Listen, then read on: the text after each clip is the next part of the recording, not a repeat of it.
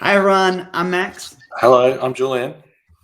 and we've got some great data and from Roy Morgan today. We're going to talk about it in our market research update.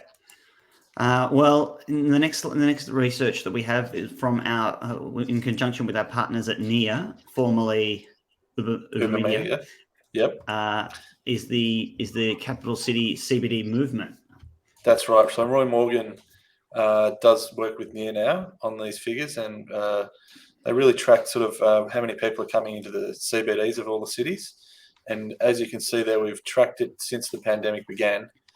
And you saw the big plunge there in March, April 2020 when the whole thing kicked off. And you can see Melbourne has sort of tracked beneath most of the other cities throughout that period until the recent lockdowns this year with the Delta variant. And Sydney and Melbourne have tracked pretty closely during that period. But the other cities have been a lot higher, except you can see dips here and there. That's when there's been lockdowns. And if you look at Sydney and Melbourne, they're approaching 50%, but they can't quite get there. And now we have the Omicron, so that probably won't go up much in the next few weeks. And a lot of people are on holiday, obviously. The other cities are closer to 100%, but now they're opening their borders and they will probably get more cases of COVID as well in the next few months.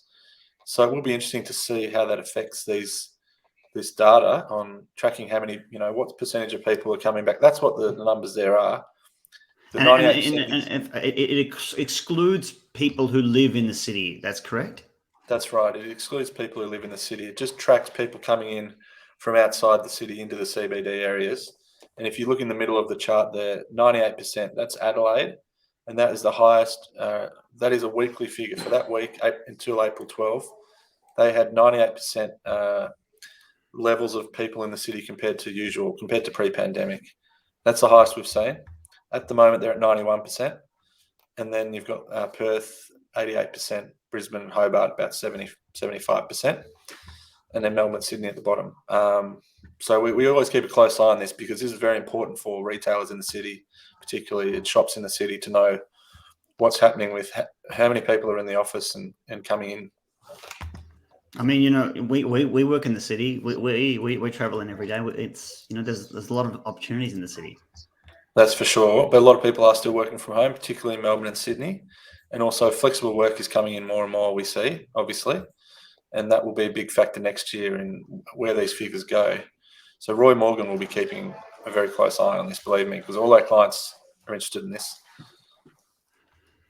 That's it. The last one we have today is the post-Christmas sales forecast for the retail categories. So we can see some interesting spending habits coming in from the data. People spending on food, household goods, clothing, and a lot of these things will be gift related. Well, that's right. And this is in association with the Australian Retailers Association, I should say, ARA. So Roy Morgan has worked with the ARA for many years on tracking retail sales around Christmas and pre-Christmas, and this is post-Christmas, Boxing Day sales into early January. And you have a figure there in the middle column there. 2021 post-Christmas forecast is about $21 billion. And that is an increase of 2.1% from last year. And it's up compared to pre-pandemic in 2019. It's 12.6% higher. So it's a big jump. Even though it's not as big a jump from last year, that's still impressive, 2%. And if you look at the categories, you can see hospitality is the big increase. And that is because last year there were a lot of concerns in Melbourne and Sydney, particularly with the outbreak we had in Sydney, that there were some cases in Melbourne as well. And so that's a big jump. And the other categories are up quite a lot. Clothing and footwear is up. I know. I'm almost certainly 8%. planning. I'm certainly planning to go out to a lot more restaurants towards the end of the year and post year because now I'm double vaxxed. I can get into lots of dining opportunities in Melbourne. It's great. That's right. Double vaccinations over 90%, 95% almost in Sydney, Melbourne, and getting up over 80% everywhere else. So it's a good time to get out. The weather's good.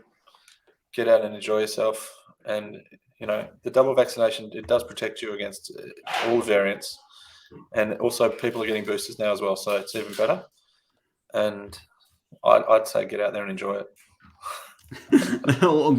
Good recommendation. Well, This is going to be our final video market research update for the year. But we want to wish everyone who's celebrating a Merry Christmas and a Happy New Year. Absolutely. Merry Christmas and Happy New Year to anyone who watches this. And we'll be back bigger and better next year, I'd say. That's it. We'll see you in 2022. Okay, thank you.